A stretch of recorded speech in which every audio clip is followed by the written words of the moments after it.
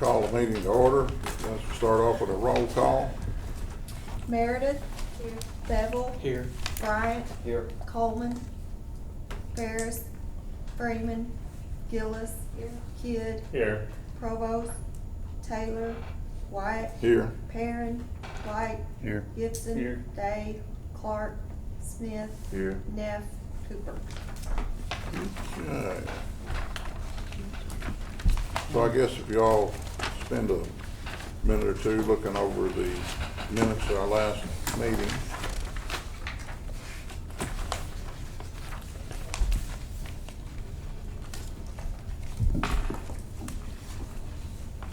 Anybody got any questions or changes or anything in that? If not, I'll hear a motion to approve the minutes. So moved. Do I hear a second? Second. All in favor say aye. Aye. All opposed? None? Okay. Now then.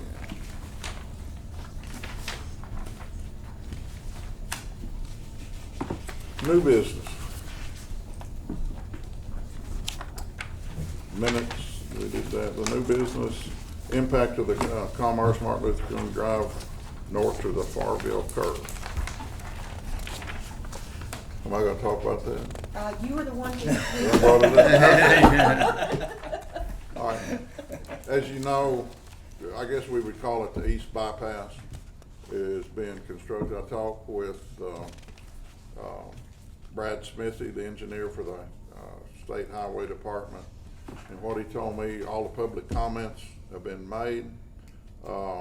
Now they're in the acquisition of right-of-way deal. That from some of the property owners out there, anticipating some of that to occur probably September, October. What Brad told me, you know, normally when they do a 5-mile stretch or whatever it is, they break it up into increments, you know, and this contractor does this and this contractor does that. But he said, and this project is all gonna be under one contractor, start to finish, we'll do the whole thing. I didn't really ask him the anticipated completion date on it, 'cause, you know, I don't know. But basically it's where Commerce, which is now Martin Luther King Drive, runs north to Pacific, and then beyond that north, there's like Beanfield, and then we're headed up to the Farville curve. So we'll go up to Pacific, and then the road's gonna continue north. It's gonna veer off northeast and then curve back northwest with the overpass over the railroad tracks, more or less behind where Gamble's Furniture is there. And the intersection, the lighted intersection that lines up with Clinton School Road is gonna be moved to the west, 100 yards or whatever it is. And Clinton School Road's gonna veer over and kind of line up with that. And so if you're coming from Paragould and you're wanting to go to Memphis, then you'll take a left there on that new MLK Drive, over the overpass, straight down Commerce, and get on I-55. If you want to come to Jonesboro, you'll just continue through the light just like normal. So anyway, I think that's gonna divert a lot of traffic off of Red Wolf, truck traffic and all of that. So I think it's gonna be kind of a boom. What I understand is from Pacific south, it's gonna be like a 5-lane with a turn lane. But what I understand from Pacific north is gonna have a median in it. So anyway, that's what I know about that. And why I'm interested in that, for no other reason, I've got a corner listed real estate out there. So I had to dig into some details because anybody's interested, they're gonna wanna know. And so I thought it'd be prudent to let us know that. Drainage and all of that, I guess, I know there was some development gonna be coming on out there. So I don't know what impact that's gonna have for us in the future for drainage if residential development occurs out there. So. I mean, the highway construction project, they're just gonna deal with their water that they, you know, falls on their street and drains off, and they'll drain it into a ditch. they don't really do any sort of mitigation measures when they do highway construction projects. I don't know that we have any leverage that we can force them to do any sort of mitigation problems for their increased runoff or not. When they cross the major drainage ways, they'll have to meet the FEMA guidelines for putting in structures and stuff like that. So, you know, I don't think that they're gonna cause any harm with building the road, but their intention's not to fix any drainage issues. That Farville Curve area, a little bit further to the north and east, in the bend there, used to flood, quite a bit. Nettleton Baptist Church did some modifications to their detention pond, which helped some. And then City Water and Light had a 25-foot strip of land along the railroad tracks that they allowed us to go in and cut a ditch down there. And then we eradicated some beavers, I guess is the word for it, that had the pipes under the railroad tracks clogged, and I think that area is draining now. We haven't had any severe issues out there since we got that ditch cut and the beaver dams removed. Now the property just at that intersection where you have creek, is that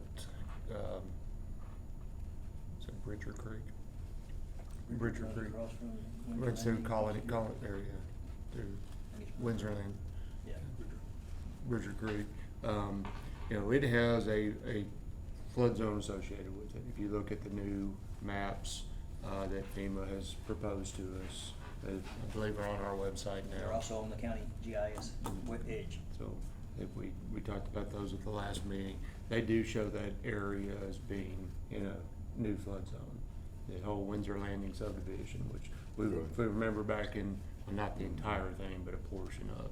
You remember back in 2007, I believe it was, we had 13 structures flood out there. So it is a flood prone area.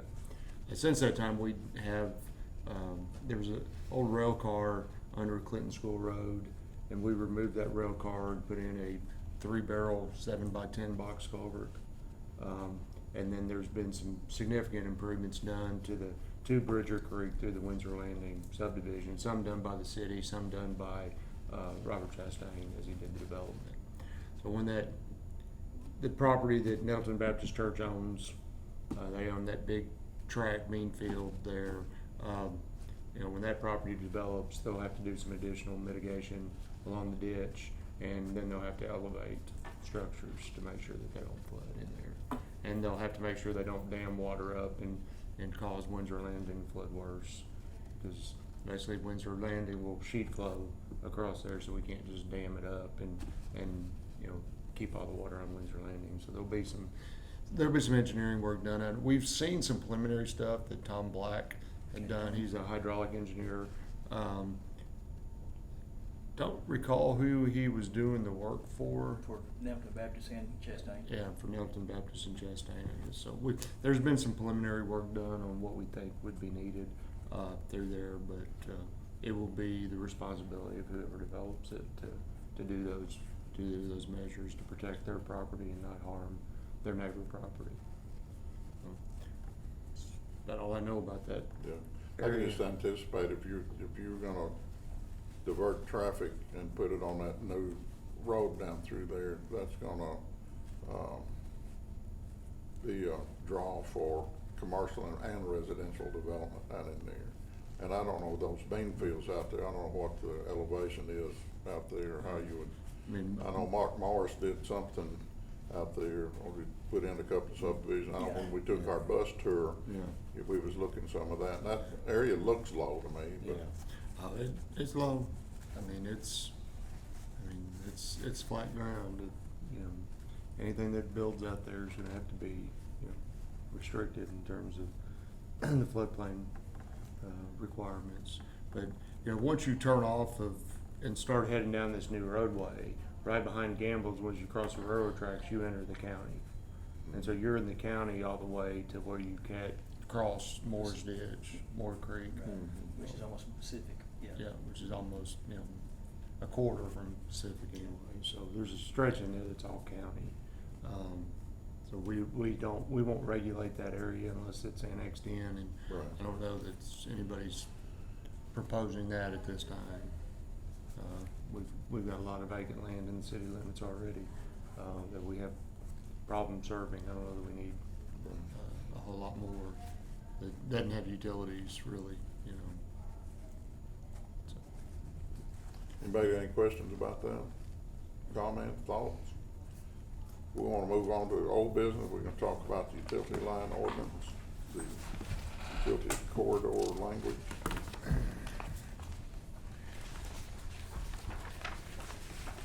If you'll recall, I think it was the last meeting or meeting before, we talked about,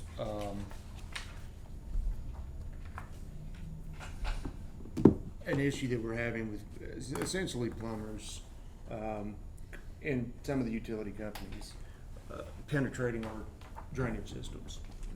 Going through our storm drain pipes, being exposed in the bottom of ditches.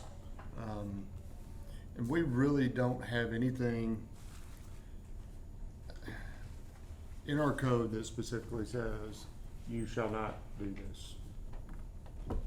If you penetrate through our pipe, you need to remove it and repair it, and don't do it again, I really think that we need some language in the ordinance so that we have some teeth that when we go talk to whoever it is, a homeowner, a plumber, that we say you can't do that, and here's why. Here's the code section that says you can't do it.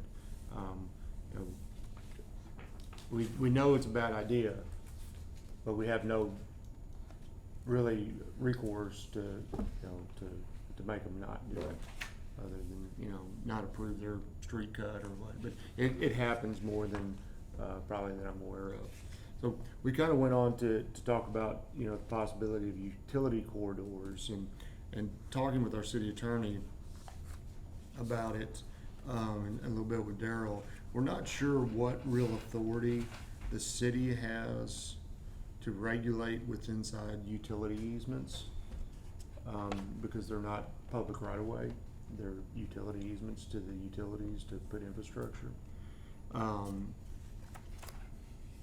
And I'm not sure that we necessarily want to regulate, or we may want to, but the burden of regulating what's inside the utility easement would be difficult to do. We could get drawn into a lot of conflict between the phone company and the cable company and City Water and Light, the gas company, who's in their right spot and who's not, and I don't know that that we have the staff to deal with the amount of problems that could potentially arise as this happens. We did, I think, include an ordinance in here from another community that, I just included the Rogers, language from their franchise. Okay, so there's an agreement for Rogers about how they do it with utilities. And I don't know that we necessarily need to go that far. I would think I would be good. Did we include all what our original language had proposed? Is that in this packet? And we just added the three things? This is just the same stuff we had last time from Rogers. Yeah. The drawing and then the language that was included in their franchise section. So we didn't include the proposed language that we had originally that had 5 foot of separation between the sewer and the storm drain pipe and the. No, I didn't No. include that. Not in here. Well, we may just need to table this again for another meeting then, before we can really take action. But I think what we'd like to do is just simply say we've got some horizontal and vertical separation distances between the two. I think City Water and Light has some concerns about, say we're redeveloping a roadway, having to put in a new water line to replace an old water line or whatever it is. And there's just not any room within what's there to get that separation. You know, part of me thinks that if you're putting in something new, acquire additional right of way. You know, do what you need to do to actually get the separation that's required by code. There may be instances where it's impossible. So I have a problem with saying thou shall, you know, thou shall endeavor to, maybe the word, explore all possibilities, turn over every rock and stone before you can see that it's not impossible to do. But just it being that's the easiest way to do it, and we don't want to do it this other way because it's too hard. I don't think it's a good excuse for not doing it that way. But Susan may disagree. Well, I can just think of instances where there, you know, for whatever reason, you know, because they'd have separation from water, so I don't know, you didn't have a place to go on the other side or whatever.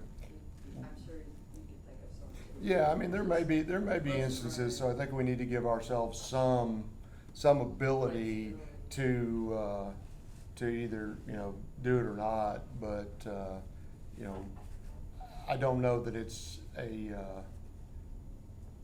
technical code requirement or anything like that would override the ordinance. It would be, you know, it's just not feasible to do it, for whatever reason. I think, Yeah. we talked about some other ordinances, Yeah. you know, where it gives, I guess, I don't know if it'd be city engineering, the authority to make exceptions. Yeah. And then if somebody's just being lazy. Susan and I talked a little bit about this yesterday, but we get properties that somebody wants to develop, and there'll be a sewer line or something, and it'll be shallow, but they can sewer to it, but in sewering to it, they're laying up right next to our storm drain, you know. You can sewer it, but you can not get that 18 inches of separation. Well, is that grounds for giving a variance and letting them do it because that's the easy way to do it? Or you just let the property not develop because it can't really be sewered by not meeting our code? You know, that's a, you know, I guess, you know, it'd be tough if there was an existing structure and somebody was, you know, relaying their sewer to their house that had collapsed. Then, you know, you gotta do what you gotta do to keep them in service.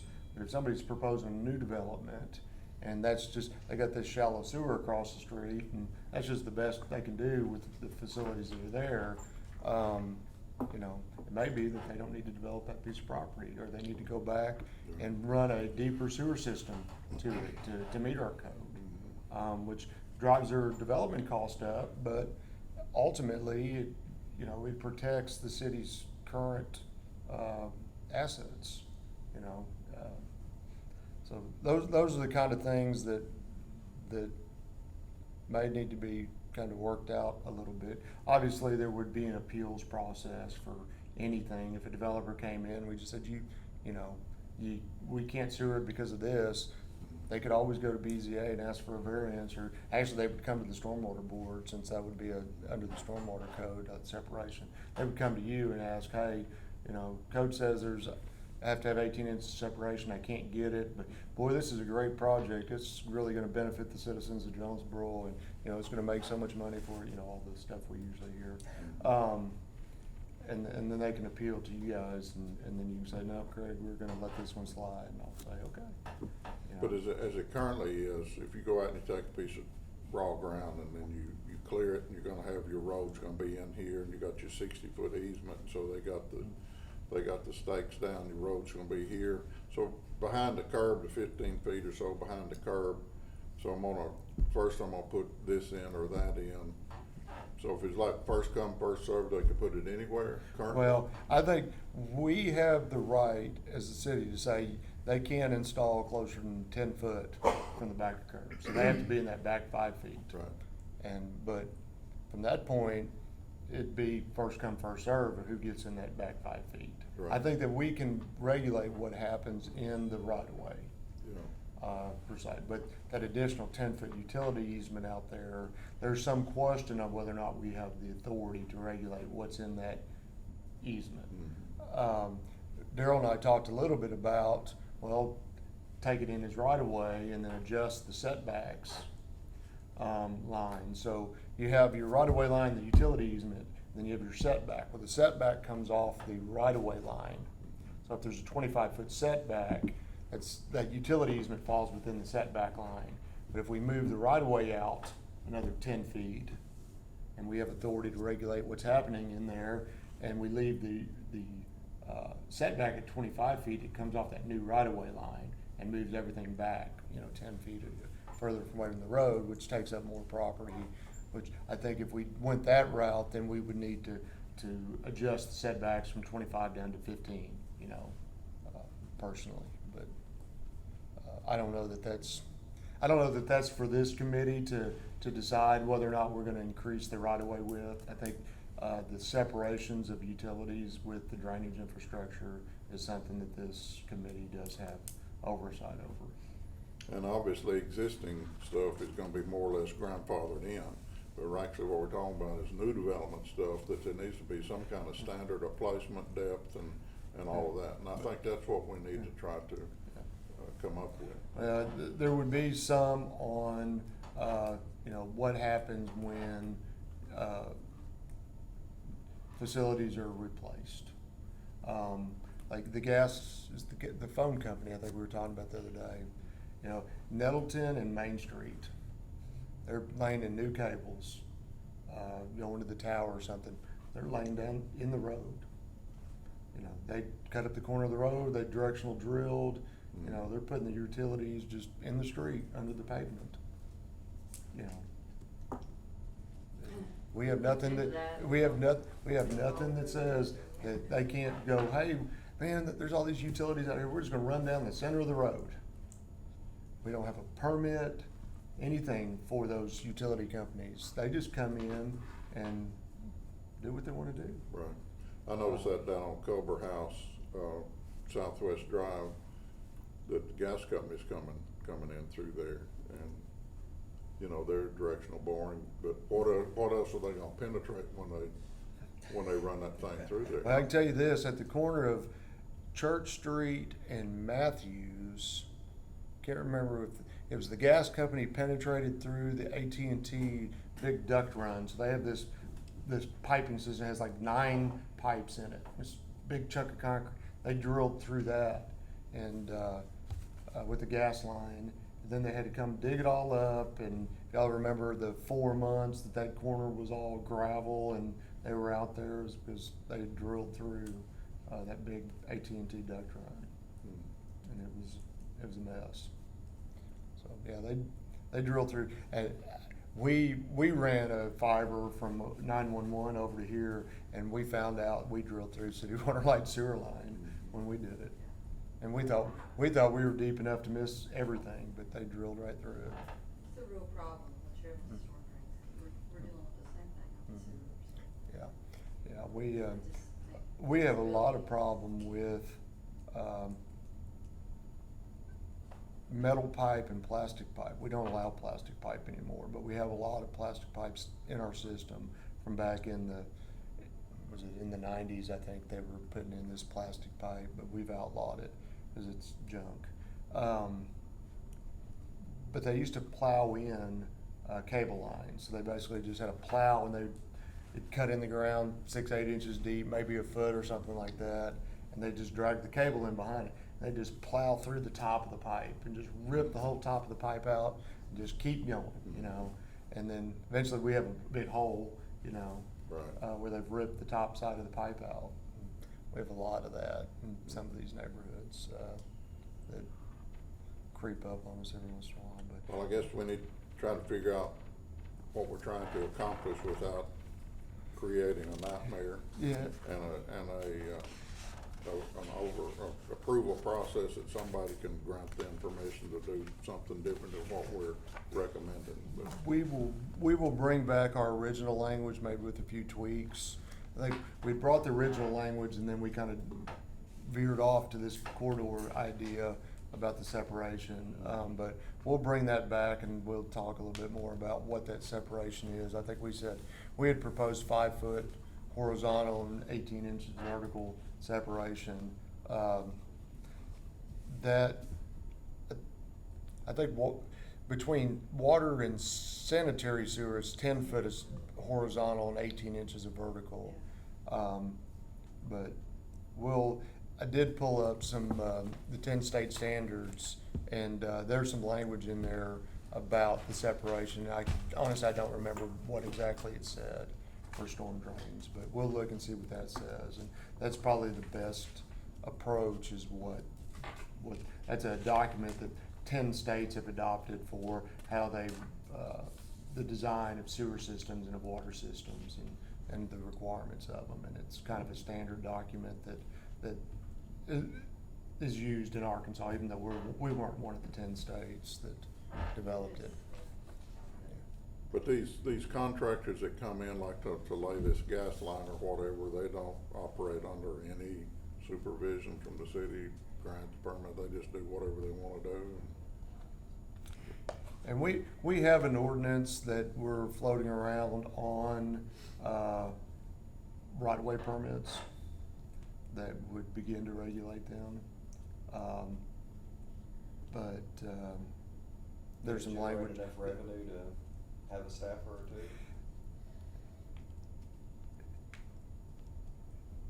two? It would take some staff to manage a utility or a right-of-way permit. If we just had a permit for anything that happens in the right-of-way, we would have to have staff to review the permits, get them out, and make sure people are doing what they're doing. And it's quite a bit. I mean, city water lights in the right-of-way every day, all over the city. Now, the other question is, how does city water light, do they have to come to us every day and say, well, I gotta go work over here, give me my permit, review it, I need a permit, it becomes very burdensome on them, on us.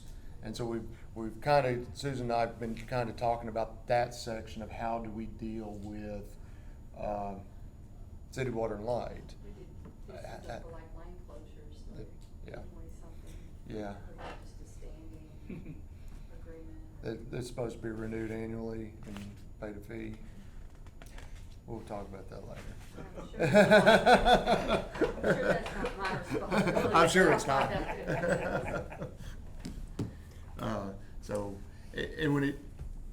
But it's not just city water light. We've got Ritter Communications, we got AT&T, we have Suddenlink. There's other utilities that are doing work in the right of way every day. And so do you charge them an annual fee, one-time annual fee, and do you work out, that, you have to give us some notice, even if it's after the fact or something. We get a lot of phone calls about somebody made a mess or tore out a section of sidewalk, and it was a utility company. We have no idea what utility company it was, none whatsoever. So we have to go and try to figure out who it was, and then get a hold of them. And it's, I'll call the gas company, because Wayne usually answers the phone, and he'll tell me, nope, that wasn't us, that was so-and-so. Okay. I don't know how he knows, but he. Sometimes can you not find out who it is? So city water and There's light. probably similar questions. City water and light has I've kind of seen a change where you all used to had your own employees do stuff and you outsource certain things. Is that an accurate statement? Well, on the one that's new development, yeah. Right. We outsource all that. We work with the developer and we bid all that out. The developer bids it out. We don't do, we used to. Right. Back in the day, we did all that work. So these we do our own electric. vendors that you use, they're not accountable to the city, more or less, but. Well, no, they have to have, contracts with us, so those, Right. yeah, we know who they are and where they're working. So, for us, it's more the problem what Craig's talking about, people that go through laterals and we get called about it, sewer laterals Right. or sewer mains, and we have to track down who it is.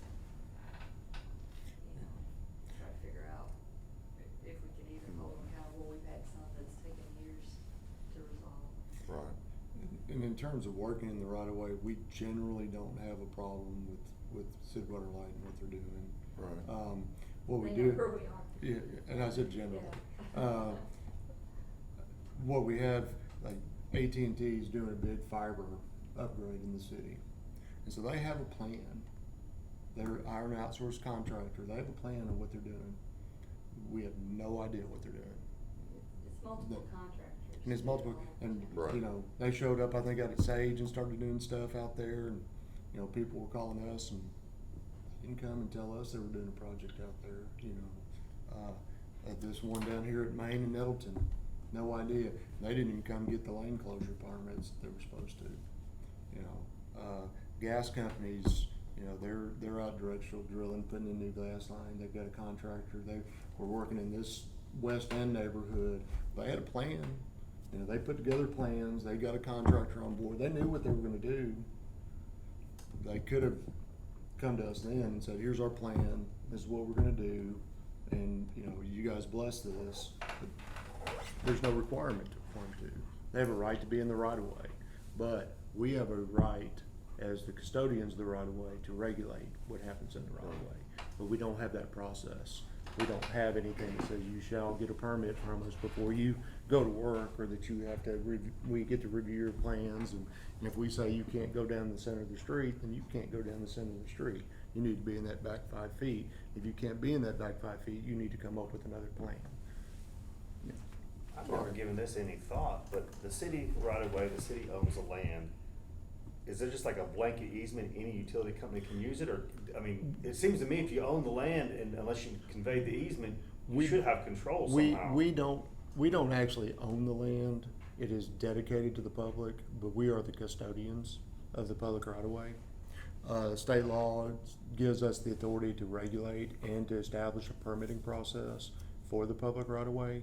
We just don't have that process. Because I guess the city, it's not been a problem till it's a problem. Now it's, you know, we look at it and go, oh my gosh, you know, how many people, how much time is that gonna take? You know, really what kind of, what tiger are we grabbing a hold of? Because that's, I mean, it's gonna be, you know, it's gonna be some work. I mean, somebody's gonna have to, it's probably multiple people. One making sure that the permits and all are in place, and one out there in the field making sure that it's all being done, because the volume coming through could be fairly high on it. Well, instead of reinventing the wheel, is there other communities that have something in Yeah, place? yeah, there And are. Yes. it seemed to me like we got exposure, that the gas company just come in here and start, you know, moving dirt around without y'all having some control over it. And if there's something that's torn up, then y'all are the ones they fall back on, hey, you need to come fix this sidewalk, you Yeah. know, so. Anyway, that's all I can think beyond what the Stormwater Board has authority of, but that's just something that we've been kicking around of, something. What's the penalty for like AT&T not getting a lane closure permit? No. Truth, when we catch them, and we've been talking about it a little bit more, we actually had to call Jonesboro JPD the other day for a lane closure that one of my traffic guys said this is causing a problem, and he went and talked to the contractor, and the contractor just blew him off and walked away and wasn't going to do anything about it. And so we had to call JPD to come and you know, give them a copy of what the ordinance is and tell them to get their stuff out of the road. And you know, I think we've only got one person in my department that can write tickets, and I think we're going to get one more that actually can write tickets, but code enforcement tickets. But generally, we're not geared towards that sort of enforcement. My department, I mean, we have a code enforcement department that writes tickets every day, but they don't regulate these particular ordinances. And that's a whole different conversation.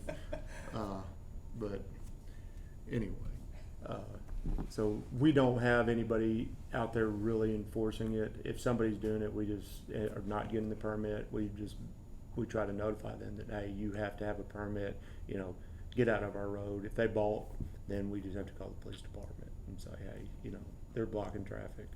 They don't have a permit. What do they pay to get a permit? It's fairly cheap. I depends on what they're closing. It's Yeah, it's- $25 for just just a local street, and then you'll pay more if it's an arterial or collector street. But if you're closing, I'm trying to think of one that would be a general permit. Does it matter the length of time they close it? No, it's a one-time deal. I think when they closed the sidewalk down here on Union Street, it was $25. You know, and really the point is that they have a plan, and that we know that it's going to happen, and that we can let people know about it. You know, it's you know, and you know, if we knew going into that one that it was going to be several months that the sidewalk was going to be closed. But there's no time limit on how long it can be closed, that it's a recurring cost. That's just not in the ordinance. Now, it could be. I mean, the ordinance could be changed, but we just really, we had some real dangerous construction zones in the right of way on some major streets. And there's specific requirements for how you should lay construction zones out. And it just wasn't being done. I mean, basically, I always joked, all you need in Jonesboro to close the street is a traffic cone. And then I was corrected, no, you can just turn your vehicle sideways in the street and close it. As I came down Main Street one day, and they had it closed right here at Huntington and Main, truck parked sideways in Main Street, had it closed because they were loading drywall or something with a lift down here to one of the lofts. Like, really, that's all you have to do? Close whatever street you want, you know, whenever you want, however you want. So is the penalty enough to make somebody think twice? I mean, I know you said it's No, it's. I think our fine is probably $100 per violation, up to $500 set by judge. You know, none of our violations are. I mean, that's pretty much standard for any code violation in the city. Now you do have to go sit in the court and deal with it, you know. So, but we've had that issue with stormwater. You know, it may be easier just to be in violation, pay your $100, and not put in the thousands of dollars of control measures that you're supposed to put in. All right, so we're gonna go to stormwater management plan, discuss that.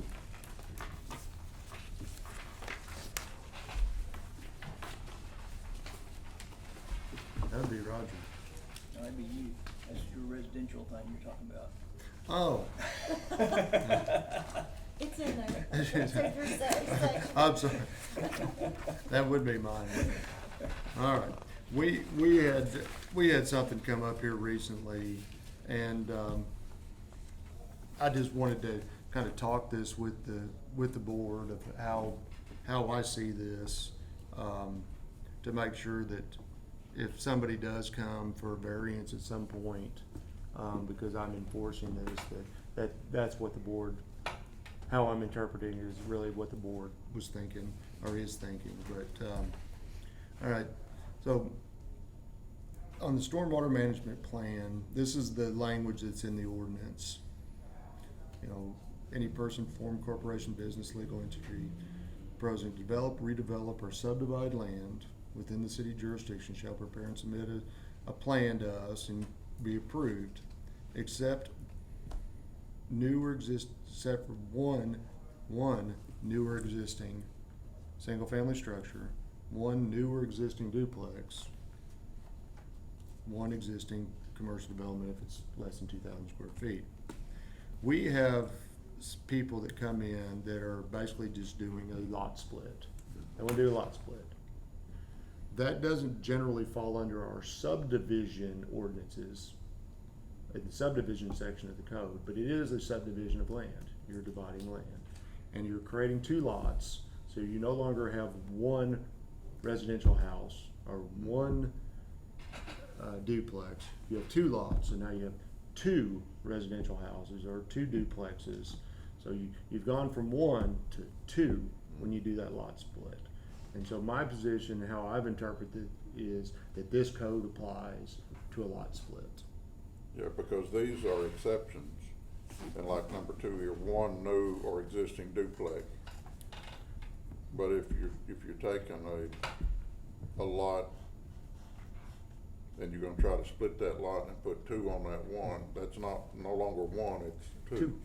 And so that falls within the category. Yeah, Right. following under Right. the thing. So basically, there's been a time period that it wasn't really interpreted that way. That somebody would come in and lot split it, and they would end up, oh, now we got lots. I only want permits for this one lot. We missed the subdivision of land process. Right.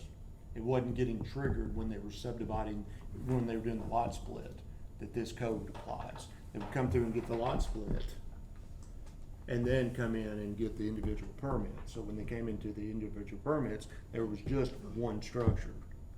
But the trigger is when the land is subdivided, that when they create the lots, they have to, basically the thing is, they have to get rid of the front and side lot line ditches.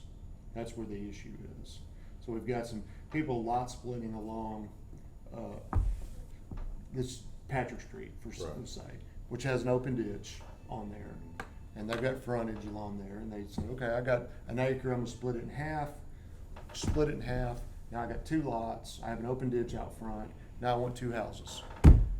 But I think this code says that when you split it, you were basically developing two lots, and at that time, when you split it, you should have enclosed that ditch, installed the drainage systems for those two lots that's required by this ordinance, and make them actual building lots that meet code requirements.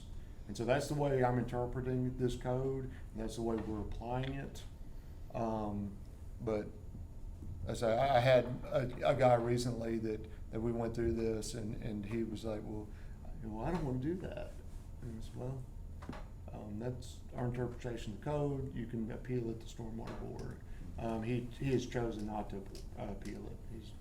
He's decided he's just not gonna do the project. But I just wanted to make sure that the board, that I'm interpreting it the way that you guys are, that's what's intended, that when a property is split and we create two new lots, that they meet all the requirements of the code section. As, you know, if you're developing 10 lots or 2 lots, you still have to bring them into current standards for a new lot.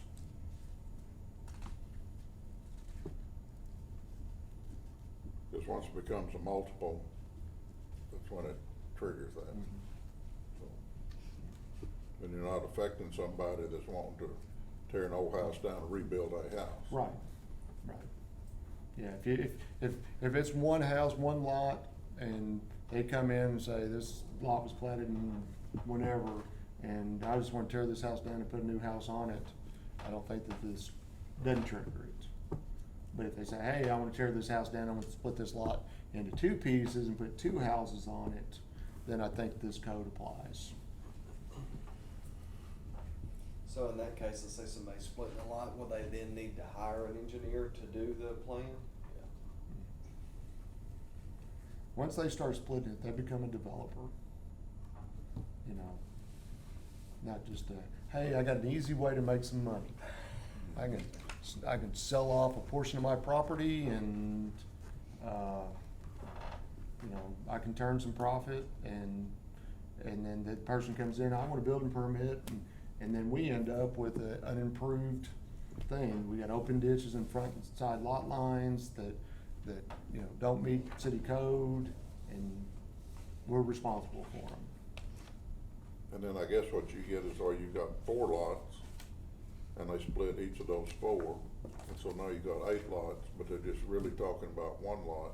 And then all that water pools up, all that rooftop, all that goes into the back. Yeah, well, once it exceeds, once it's 3 lots or more, it falls under the subdivision code of the code of ordinances. So there's specific stuff in there when you do a subdivision. But a lot split is not considered a subdivision, yet it is a subdivision, you're subdividing land. And this says subdividing land, not subdivision, not creating a subdivision, but subdividing land. But you're creating more than one lot, more than one single-family residential, more than one duplex, when you split it. You create two. So is there any action we need to take on this? No, This no, for I just, awareness? yeah, it was more for just to gauge you guys' interpretation of it, but that's what my interpretation of it is and what we are applying, to subdivisions or lot splits when they come in. We're asking these things of them, and so there may be some variances that come before you Right. sooner than later of somebody who just balks at it and says, I don't wanna do that. And then again, you guys are the variance board for it, so you can say yay or nay, and I will still sleep at night. So how does that play out practically? And I should say I have a selfish interest, I'm split.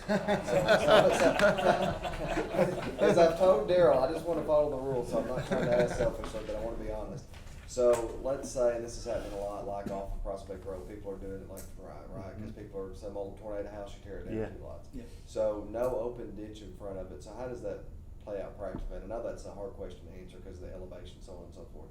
So somebody buys some old tornado house, tears it down, makes it 2 lots, hires an engineer, I mean, are they gonna have to do any detention? Let's say it's a lot split into 2 lots. I mean, I know that's a case by case scenario. What the code says is that you can't cause or increase downstream flooding. So are you gonna, is your additional splitting of this property, additional impervious area, is that gonna cause or increase downstream flooding conditions? Your engineer is gonna look at it and say, this is the additional amount of water that we're looking at. What can we do to mitigate this, or do we even need to? You know, if it's not in a problem area, then there may not be anything that has to be done. Prospect Road, well, we know that portions of it, you know, so it really depends on how much water we're talking about, and comparable improvements. The code gives us authority for comparable improvements. So we can look at, you know,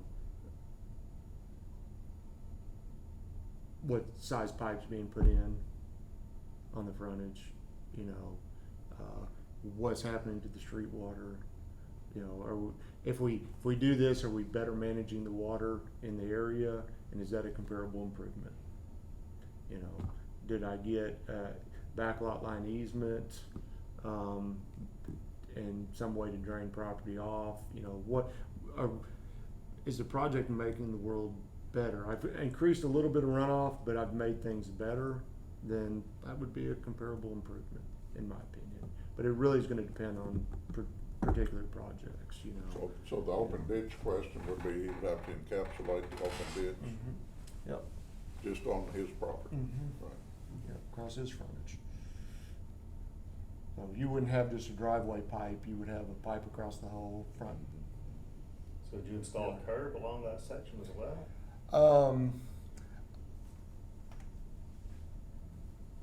Well, you're not really doing a street work. Yeah, it really depends on where the low point in the road is. You know, if you're building on a flat section like Prospect, it's all just kind of following at a. That's what I have in mind, is off that big picture right down there. A tenth of a percent, you know, forever, and there's no low spot. But if there were a low spot that happened to be right in front of your property and you piped it in, we'd make you put an inlet in to capture that water. Now, would curb be required to get the water to run to that inlet spot? Possibly. And if it was required, then yes, you'd be required to put that curb in.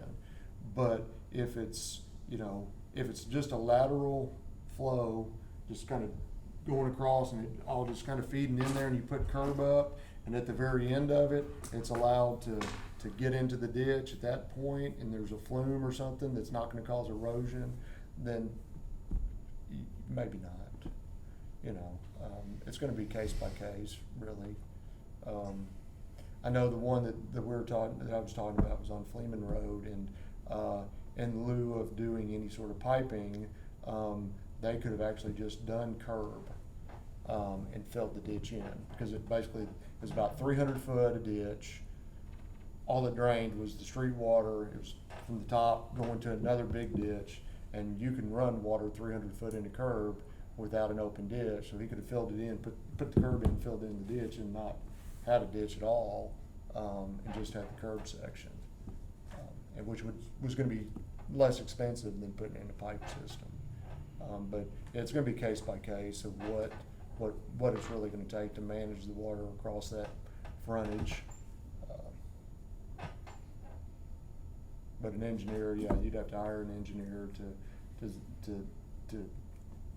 develop the plans and say, you know, is all your water coming from the back lot to the front lot, or is it all going to the back? If it's all going to the back, where does it go? Is there an easement? You know, there may not be an easement back there, so it may be that you have to build up the backyard 3 foot with a retaining wall to drain all the water back to the street, because that's the only way that you can drain your entire property effectively. That would be a comparable improvement. I'm not taking that water back here, I'm raising this up, I'm bringing it to the front to a system that can handle it, you know. But, So does this fix the issue you talked about before, where you're worried about people building duplex by duplex by duplex? Kind of, I think in this area, does this kind of address that with the interpretation? yes, yes, it does.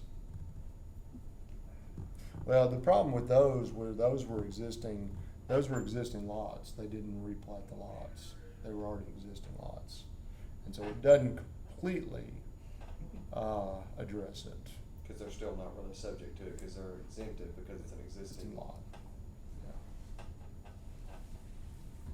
Now, if they came in and shifted lot lines, I had 3 lots and I started shifting lot lines, then it would fall in under the subdivision process for it.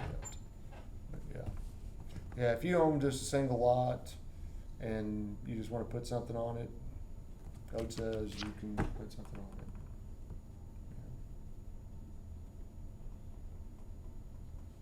Now, you still fall under the floodplain regulations and stuff like that, you know, you're supposed to elevate and all that, but in terms of trying to do any sort of mitigation or enclose a front lot line ditch or side lot line ditch or something like that, I don't What would think be the best way, you think, for a homeowner, let's say people who are subdividing a Prospect, and somebody says, hey, I've got these lots on Prospect, you sell them to a homeowner, that homeowner who's building a single house would be subject to it because it was subdivided. Kind of follow my logic.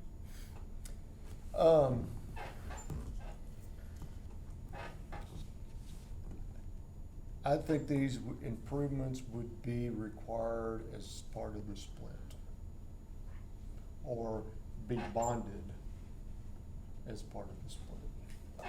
But what do you think the best way for a homeowner to know that would be?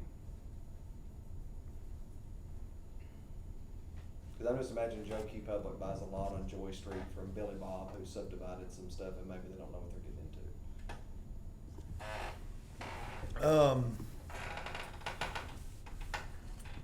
Well, are they gonna have to come up and get a permit to do something?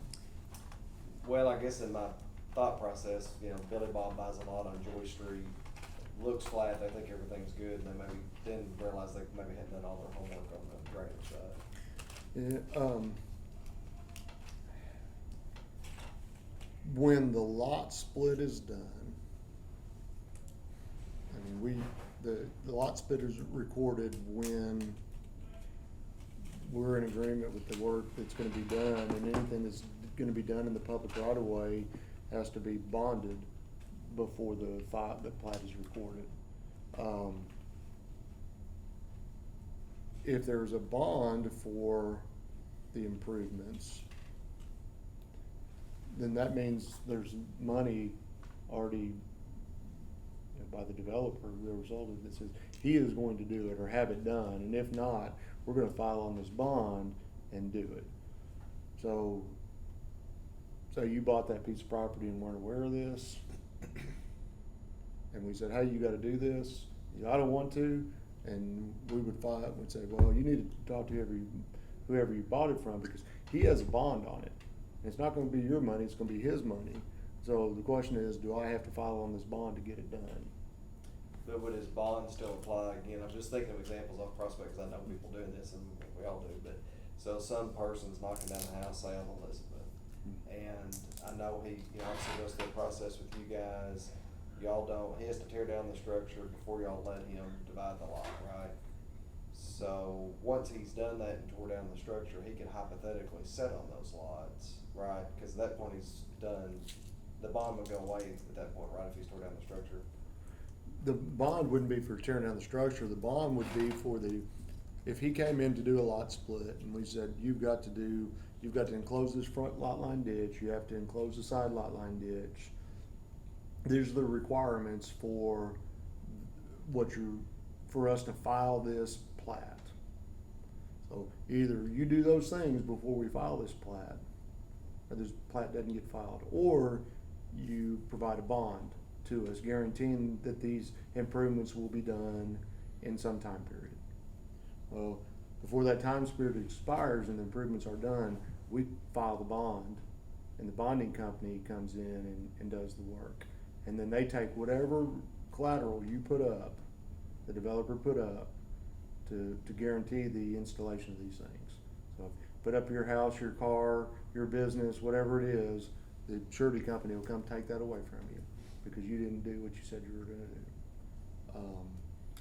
I mean, that's what the purpose of the bond is. So the city, the public's not out of what it would take to do the improvements. Ideally, if someone was gonna do a lot split, that they would do the improvements, just like they do in a subdivision, a larger subdivision. They would do all the improvements, then we'd file the plat, and then they could sell the lots. But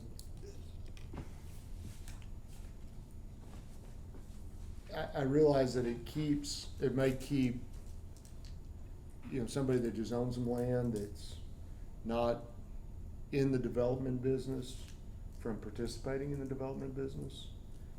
But it really doesn't. I mean, they have the opportunity to do it as long as they, do the improvements, do what's required. And we're consistent with everybody who's doing it. If you wanna be in the development business and you wanna flip some of your vacant property next to your house, then, these are the public improvements that the city requires of you to be able to do this.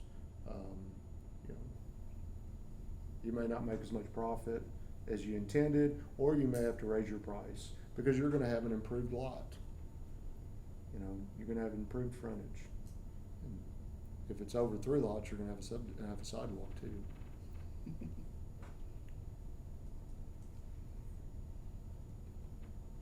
Cause 2 lots, you don't have to put sidewalks, right? You good? Yeah, that makes sense, yeah. Cause I was thinking about the Joe Q Public. I think the Joe Q Public's protected by what you said, cause the developers already had to fix the ditch, et cetera. So when they buy the lot from Billy Bob, the mini developer, the Joe Q Public's protected. Yeah, our intention is to whoever the developer is, whoever's splitting the lot and says, I wanna split this property in half and I want 2 lots out of it, then they're gonna do the improvements or guarantee that the improvements are done. So whoever they sell it to is protected from it. Cause otherwise it falls on the city later when Billy Bob sells it to Fred. And Fred says, hey, I got water in my yard, what's the city gonna do about it? Well, that's what Billy Bob should have done to begin with, so anyway. And I know that you might get it might discourage some of that, some lot splitting that could potentially occur. But as I told the guy in Fleeman that, if that little bit of work, it kills your project, it may not have been a good project to begin with, and I don't know that we necessarily wanted it. There's a lot of vacant properties in West End that you can build on that has curb, gutter, underground drainage systems, infill, that, do we really need to be, lotting up undeveloped property, and not putting the required infrastructure in? When there are other lot available if people wanna build a house. I mean, ultimately, we're trying to develop a city, and we can't keep putting all the improvements back on the taxpayer. The developer, whoever's profiting from it, ought to be paying their share of doing the improvements.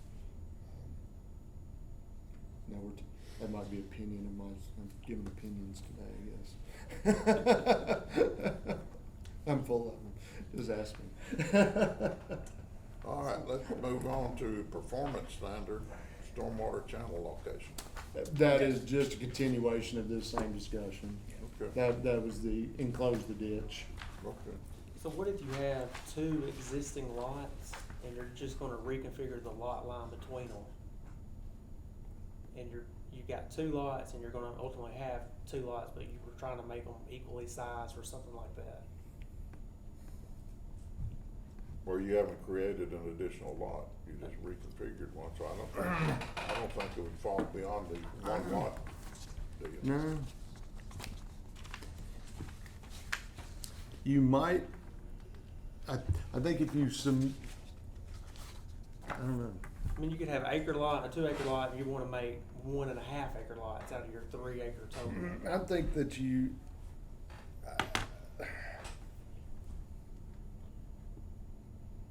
If it was 3 lots, I guess it'd be triggered, but Right. we're just on the 2 lot example.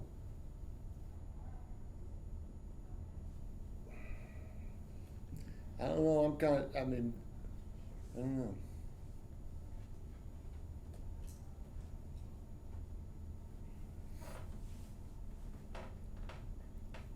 My first thought was that you plat each lot separately, but I don't know how you extinguish a lot line. I mean, truthfully, you're extinguishing a lot line first. That's the first thing you're doing. So then by extinguishing that lot line, you're creating one lot. And then by putting a new lot line in, you're creating 2 lots. So I'm kind of thinking that you might fall under this. Because you can't create that new lot line till the other one's been extinguished. Or if you put that lot line in there, then you end up with 3 lots, which is a subdivision. I don't think it's different from what the rule says with one, if you just doing something of one. But because you're not creating another to trigger the rollover.